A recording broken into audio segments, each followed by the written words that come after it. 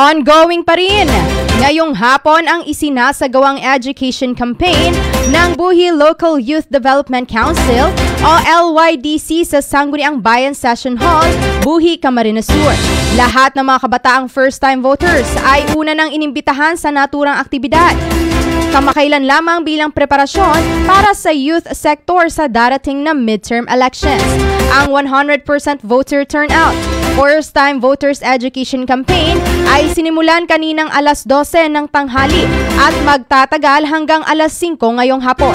Sa pamamagitan ng kampanyang ito ay matututunan ng mga kabataan ang kanilang karapatan at responsibilidad bilang mga botante.